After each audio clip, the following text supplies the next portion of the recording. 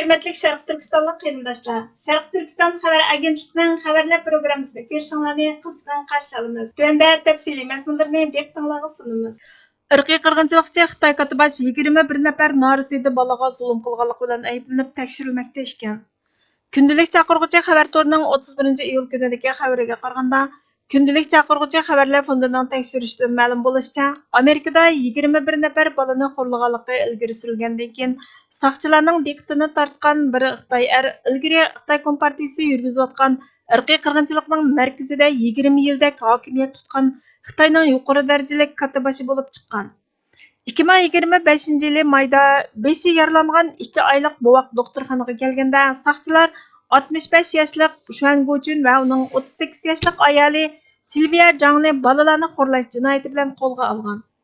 New York pochtasi gazetining xabariga qaraganda, saqchilar bu bir jup ayolning 4 million dollarlik 12 ming kvadrat metrlik dachisidagi bexatarlik kamera ko'rinishlarini tekshirib, ularning 56 yoshlik bola boquvchisi Li Chunmayning oyig'i chiqqan 17 bolani o'z ichiga olgan 21 bolani tillagan va jismoniy jihatdan xo'rlaganligini bayqagan. Arkadiya saqchilari gündəlik çaqırğıcı xəbərlər fondiga Xuan va Zhang ustidan ayblab arz sunmaganligini, bolalarni beqish huquqidan elib tashlaganligini aytgan. Federatsiya tekshirish idorasi bilan hamkorlashib, bu bir jup ayolning va ularning sobiq shirkati Marik Sorigisi mablag' solish cheklak shirkatini tekshirgan. New York pochtasi gazetining xabariga qaraganda, garchi Xuanning vakolatan homildor bo'lish planining doirasi aniq bo'lmasa, homildor bo'lgan onalar Bədanida ayolning turamisining borligini oshkorlamagan. Xitoy davlat taratqullarining dokladida ko'rsatilishicha, Xuan Xitoy hukumatida atalmish Xinjiang Uyg'ur avtonom rayonlik xalq qurultayining vakili bo'lishdek bir qancha vazifalarni o'tagan. Amerika parlament a'zolarining so'ziga qaraganda, borgan siri bostirish siyosatini yo'lga qo'ygan.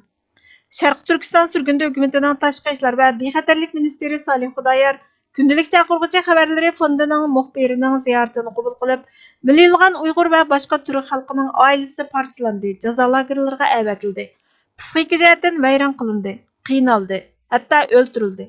Ularning qo'llari Uyg'ur va boshqa turk xalqlarining qoni bilan bo'yalgan. Ular cho'qim javobgarlikka tortilishi kerak degan. Amerika parlamenti Xitoy ijroiya komitetining o'rtaq raisi, New Jersey shtatining jumuriyatchi vakili Chris Sims Gündəlik çaqırğıcı xəbərləri fondiga Xitoyning Sharq Turkistondagi zulm, qon to'kish tarixi Mao Sharq Turkistonni 1949-yili ishg'ol qilganda boshlangan degan. 2012 yili Xitoy taratqusi Senat tarafidan e'lon qilingan Xuanning suratini o'z ichiga olgan bir dokladda Xuan 1997 yili Urumchi shaharlik xalq qurultayining vakili bo'lgan. Xitoy savdo supisi Chichachaning aytishicha, atalmish Xinjiang Chuangda to'nglatqu shirkatining bosh sekretari bo'lgan. Suratlardan Xuanning yig'in jarayonida sahnada ko'ringanligi ma'lum bo'lgan. E'londa yana uni Xinjiang Zhejiang Xitoy sanoat savdo federatsiyasining munosabatlik tarmoqining muavin raisi deb tasvirlagan. Washingtondagi foyda olmaydigan tashkilot James Towin fondi jamiyatining xabariga qaraganda, Birlashma fronti tarmoq apparatlari doim ikki nom taxtasi sistemasini ishlatadigan. Bu sistemada butun Xitoy savdo va sanoat birlashmasiga o'xshash bir tashkilot savdo uyushmasi nomida harakatlanib, Xitoy hukumati bilan bo'lgan aloqasini yushirgan. Xitoy Amerika Federatsiyasining uqtirishiga qaraganda, Xuan kam deganda 2019-yildan boshlab Kaliforniyada turishliq Amerika Xinjiang savdo uyushmasining raisi bo'lgan. Federatsiya uni kam deganda 2018-yildan boshlab muavin rais deb tasvirlagan. Xitoy ilmiy jurnali Shueishuning xabariga qaraganda, Xuan 2008-yili Urumchi shaharlik xalq qurultayida xizmat qilayotganda Xinjiang Uyg'ur avtonom rayonlik xalq qurultayiga qatnashgan. Bu ikki organ Xitoy kompartiyasi kontrolligidagi qonun chiqarish, tasdiqlash roliga ega organ. Xabarlardan ma'lum bo'lishicha, Xuan 2012-yili qurultayga 200 dan ortiq taklif sungan. U o'zi haqidagi muxbirning so'ralgan savoliga bergan javobida o'zini boshqalarning ishlariga aralashishni va boshqalarni kuch ko'rsatishni yaxshi ko'radigan odam deb tasvirlagan. Sharq Turkiston surgunda hukumatining tashqi ishlar va bexatarlik ministri Salih Xudoyer bu kishi mustaqil yoki demokratik qonun chiqarishga qatnashmagan. 1997-yildan 2012-yilgacha bo'lgan oraliqda atalmish Urumchi yoki atalmish Xinjiang xalq qurultayida xizmat qilganlarning hammasi irqiy qirg'inchilikqa to'liq qatnashgan dedi.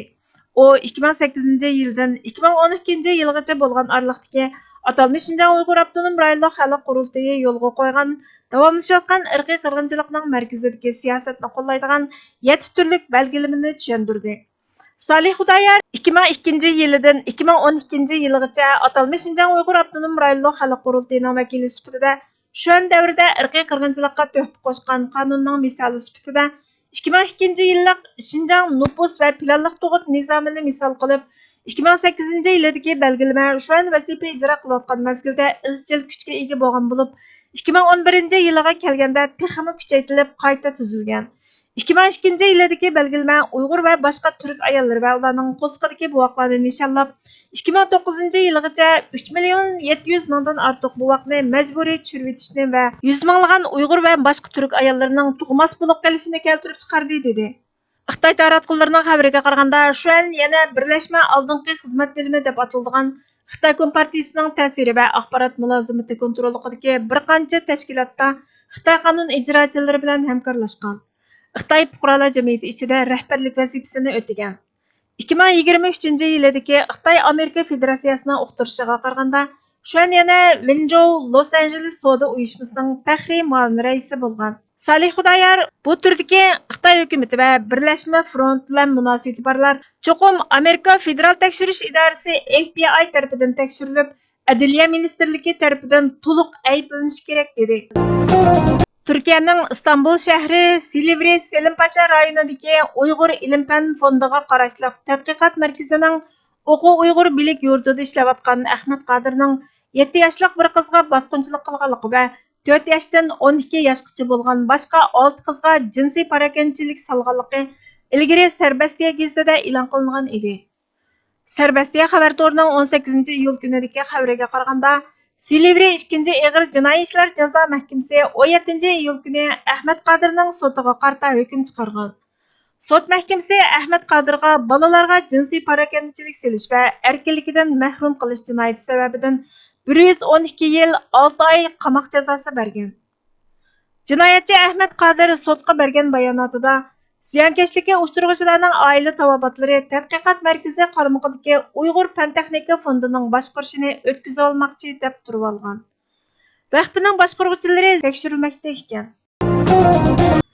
Fransiyalik mutafakkur Etinning ixtiyoriy qulluq nomli kitobida mundaq deydi. Bir vatan yoki millat uzun mazgil mustamlikaga duch kelsa, u vatanda hurlikka muhtoj bo'lmaydigan, mustabidlik bilan chiqishib yashayoladigan va muqimlikni suyadigan avlodlar paydo bo'lib qoladi. Muqimlikni suyadigan vatandosh o'zining xos dunyosida yashaydigan bo'lib, 3 turlik narsadan boshqasini o'ylamaydi. Birinchisi turmush g'ami, ikkinchisi futbol, Uyg'urlarda naqshi musiqa. Uchinchisi shakliy dindorlik. Mustamlikaga duch kelgan vatanda muqimlikni suyadigan vatandoshning haqiqat va adolat bilan kori bo'lmaydi. Chunki u yurish turishiga ta'sir ko'rsatolmaydigan shakliy ibodat bilan kifoyalanadi. Shunga yolg'onchilik, munofiqlik va parxo'rlik qilganda gunoh his qilmaydiganlar faqat biror namoz qo'ldan ketib qolsa gunoh his qiladi. Bu turdagi kishilar ig'ir xafalikqa yoki biror tahdidga yoki arsiyatga uchramasa, dinni mudofaa qilish uchun harakat qilmaydi. Bu sababdan siyosiy huquqlarga faqat parvo qilmaydi. Muqimlikni suyadigan vatandosh mahrum qilayotgan huquqlardan futbol yoki naqshi musiqa orqali tasalli topadi.